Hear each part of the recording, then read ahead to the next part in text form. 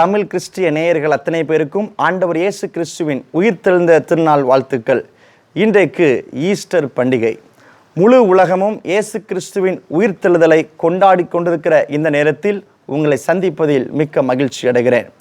அன்பு தெய்வ பிள்ளைகளே, நமது ஆண்டவர் இயேசு கிறிஸ்து அவர் உயிர்த்தெழுந்தார். அவர் மரித்தார், ஆனால் 3ஆம் நாளில் உயிரோடு எழுந்தார். இந்த உலகத்தில் மிகப்பெரிய மகான்கள் உண்டு, யோகிகள் உண்டு, அறிவாளிகள் உண்டு, தேச பிதாக்கள் உண்டு. ஆனால் அத்தனை பேருடைய கல்லறையும் இன்றைக்கு அடைக்கப்பட்டிருக்கிறது, காட்சி பொருளாக பொதுமக்களுக்கு வைக்கப்பட்டிருக்கிறது.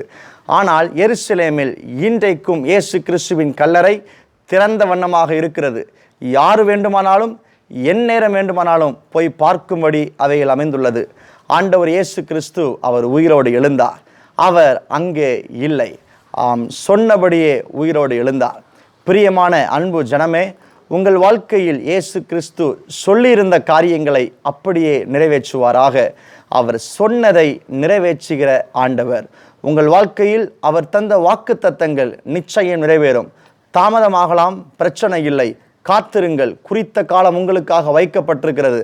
அந்த நாளிலே அது மகிமையாய் வெளிப்படும். அது வெளிப்படும் போது எத்தனை தடைகள் உங்களை சூழ இருந்தாலும், எத்தனை கல் உங்களுக்கு நேராய் புரட்டி வைக்கப்பட்டிருந்தாலும், உயிர்த்தெழுந்த வல்லமை அவைகளை புரட்டி தள்ளும். உங்கள் வாழ்க்கையில் அடைபட்டிருக்கிற வாசல்கள் இயேசுவின் நாமத்தில் திறப்பதாக. செத்துப்போன உறுப்புகள் இயேசு கிறிஸ்துவின் நாமத்தில் உயிர் பெறுவதாக. உலர்ந்து போன எலும்புகள், சதைகள் இயேசுவின் நாமத்தில் பலனடைவதாக. இயேசு கிறிஸ்துவின் உயிர்த்தெழுந்த அந்த வல்லமையை நினைவு கூறுங்கள். அந்த வல்லமை உங்களை ஆட்கொள்ளட்டும். இயேசு கிறிஸ்து மரணத்தின் மூலமாய் பிசாசை தோற்கடித்தார், மரணத்தை ஜெயித்தார். நடந்தது என்ன? வானத்திலும் பூமியிலும் சகல அதிகாரம் அவருக்கு கிடைத்தது.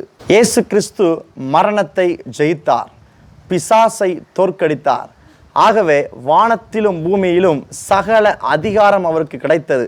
தேவ பிள்ளையே, உயிர்த்தெழுதலை விசுவாசித்து ஏற்றுக்கொள்கிற கர்த்தருடைய பிள்ளைகளுக்கு இந்த அதிகாரமும் தேவ துணையும் உண்டாகிறது. உயிர்த்தெழுந்த நாளை உயிர்த்தெழுந்த வல்லமையோடு கொண்டாடுவோம். தேவன் நம்மை ஆசீர்வதிப்பாராக. ஆமென்.